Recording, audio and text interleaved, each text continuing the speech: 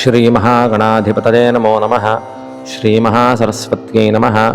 श्रीगुरुभ्यो नमः। हरिः ओम्।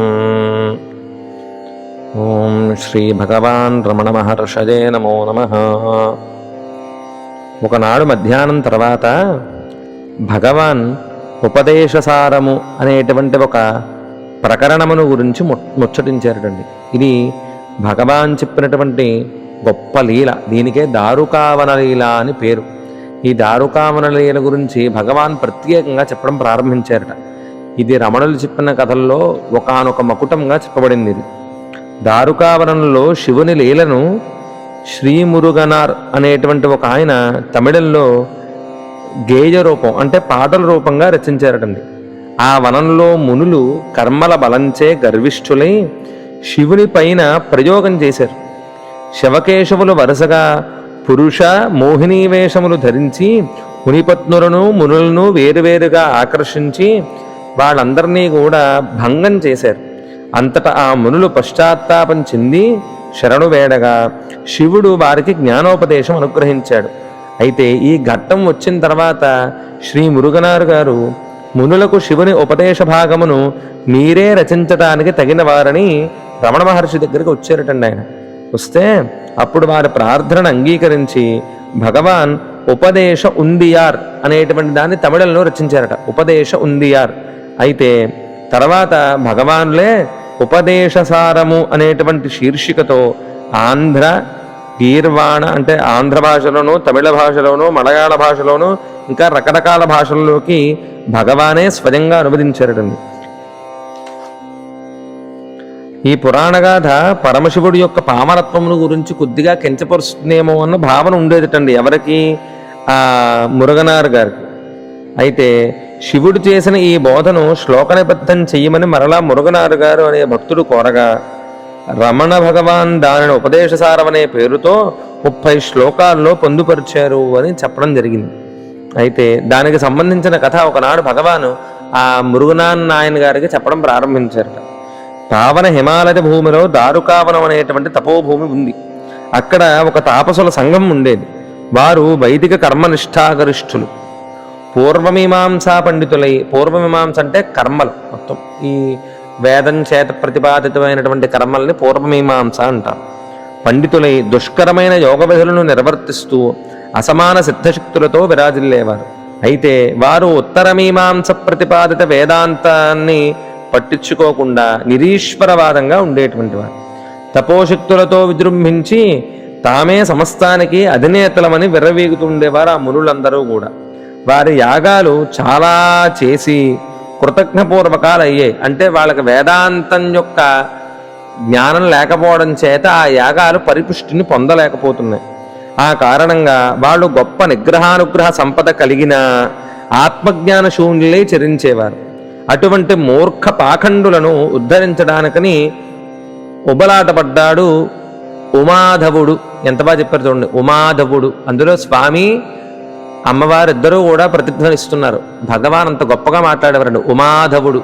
ఉమాధవుడు అంటే సాంబుడు అంటే అర్థం ఏంటండి? స అంబతో కూడుకున్నటువంటి శివుడు. సాంబ సదాశివుడు అంటే స అంబ అంటే అమ్మతో కూడుకున్నటువంటి శివుడు అని. అలాగో ఉమాధవుడు అన్నా సరే ఉమతో కూడుకున్నటువంటి ఆ ధవళమూర్తి అని అర్థం. సరే, ఉమాధవుడు. అయితే ఆయన ఏం చేశాడంటే పరమశివుడు కపట నాటకాలకు సూత్రధారి అయిన తన నెచ్చెలి అంటే ప్రాణ స్నేహితుడైనటువంటి వాసుదేవుణ్ణి కబురు పెట్టి మాయామంతనాలు సలిపి ఇరువురు ఏం కూడబలుక్కున్నారో ఏమో ఇద్దరూ కలిసి దారుకావనం చేరారు. అయితే ఈ మురళీమోహనుడైనటువంటి ముజ్జగన్మోహిని అయ్యాడు. అంటే శ్రీ మహావిష్ణువు జగన్మోహిని అవతారం ఎత్తాడు. చర్మాంబరుడు దిగంబరుడుగా వెలిశాడు. పరమశివుడేమో దిగంబరుడుగా వచ్చాడు. ఇరువురు అమోఘమైన సౌందర్య విశేషంతో శోభిల్లగా ఆ సమయంలో మునులు వాళ్ళ భార్యల్ని విడిచిపెట్టి దూరంగా ఒక మహాయాగంలో నిమగ్నమై ఉన్నారు. మోహినిగా రూపం పొందినటువంటి విష్ణుమూర్తి ఆ తపోభూమిని చేరుకుని సేవాభావంతో వారి సాంగత్యానికి చేరుకున్నాడు. ఆ విష్ణువు మోహిని రూపంగా అక్కడికి చేరుకుని వాళ్ళు ఆమె సేవా శుశ్రూషలు శృతిమించగా మునులు రాగాన పడి ఆ యాగాన్ని విడిచిపెట్టారు. క్రతువులన్నీ కూడా మానసాగారు. ఇదే సమయంలో ఇక్కడ ఉన్నటువంటి పరమశివుడు ఆ నిలువెత్తు మగసిరితో ఆకర్షించి వంచడం మొదలుపెట్టాడు. ఎలా అంటే దిగంబరావతారంతో ఆ మునులు భార్యలు ఉన్నటువంటి చోటకెళ్ళి భిక్షాందేహి అని అడగడం మొదలుపెట్టాడు. అతని భిక్షాటనా విలాసానికి ముగ్ధులై ఏమివ్వాలో తోచక తమనే సమర్పించుకోవడం మొదలుపెట్టారు ఆ మునిపత్నులు. అలా శివుని ఈ దిగంబర భిక్షుక వేషమే ఆయన పంచమూర్తులలో ఒకటి అయిన భిక్షాటనామూర్తి అయ్యింది. అయితే ఇలా హరిహరులు మాయలో పూర్తిగా ముని సంఘం అంతా కూడా భ్రష్టులైపోయారు. అప్పుడు పరమాత్మ చెప్పినట్టుగా దైవీకేశ గుణమది మమ మాజా దురత్యజ, ఈశ్వరీయమైనటువంటి నా మాయ అతిక్రమింపరానిది అని కృష్ణ పరమాత్ముడు భగవద్గీతలో చెప్పాడు. అదేవిధంగా వీళ్ల మాయలో మొత్తం ముని సంఘం అంతా పడింది. ఆత్మజ్ఞాన శూన్యులైనటువంటి ఆ ముని సంఘము. ఒకనాడు దిగంబరుడి దౌష్ట్యాన్ని కళ్ళారా చూసినటువంటి మునులు బాగా కోపం తెచ్చుకుని తమ సిద్ధులతో అతన్ని అంతం చెయ్యాలని అనుకుని ఒక అభిచారిక క్రియతో కూడుకున్నటువంటి హోమాన్ని చేశారు. ఎన్నో దుష్టశక్తులను సృష్టిస్తూ శివుడిపైకి ఉసిగొలిపారు. పులిని పంపగా దాని చర్మాన్ని చీల్చి నడువు కట్టుకున్నాడు దిగంబరుడు. వ్యాఘ్రచర్మాంబరాదచ అని అందరూ పిలవడం మొదలుపెట్టారు. ఆ తర్వాత మదగజాన్ని పంపించగా స్వామి ఆ చర్మాన్ని ఒలిచి బట్టగా కప్పుకున్నాడు. అందుకని ఆయన కృత్తివాససేనమః అని వచ్చింది. తర్వాత కాలసర్పాన్ని కాదనలేక మణికట్టుకు చుట్టుకున్నాడు రక్షాబంధనం లాగా. అలా మనశ్చంచల్యాన్ని పెచ్చరిల్ల చేసే శక్తిని పంపగా దాన్ని కరుణతో దాని ప్రతీక అయినటువంటి లేడిగా చేత్తో ధరించాడు. అందుకని ఆయనకి శంబర కరశర కరసకురంగా అని పేరు వచ్చింది. కడకు మునులందరూ కూడా ఘోరమైన ఆవాహన చెయ్యగా అపస్మార భూతం వెలువడగా శివుడు ఆ భూతాన్ని నిర్జించి దానిపై నృత్యం చేయడం ప్రారంభించాడు.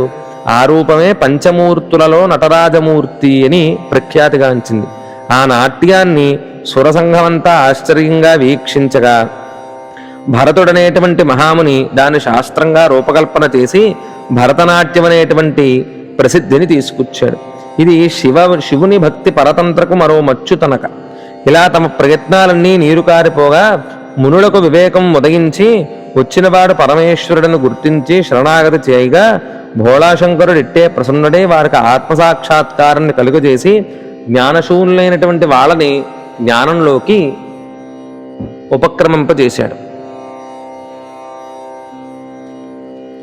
అలాగా ఉపక్రమింపజేసినటువంటి ఆ మునులు తర్వాత చాలా గొప్ప తపస్సు చేసి ఆ పరమేశ్వరుడు యొక్క పూర్ణ నిర్గుణ సాక్షాత్కారాన్ని పొంది ఆ పరమేశ్వరంలో లీనమైనట్టుగా చెప్పినటువంటి ఈ దారుకావన లీల చాలా గొప్పదండి. ఎందుకంటే భగవాన్ స్వయంగా చెప్పారు, ఎవరైతే ఈ దారుకావన లీల గురించి వింటారో వారికి ఈ కర్మబంధములన్నీ కూడా విడిపోయి నిర్గుణమైనటువంటి పరమేశ్వర సాక్షాత్కారం కలుగుతుందని భగవాన్ స్వయంగా చెప్పారట. ఇటువంటి గొప్ప కథ చెప్పుకోవటం నా అదృష్టంగా భావిస్తూ సర్వం శ్రీ అరుణాచలేశ్వర పరబ్రహ్మార్పణమస్తు.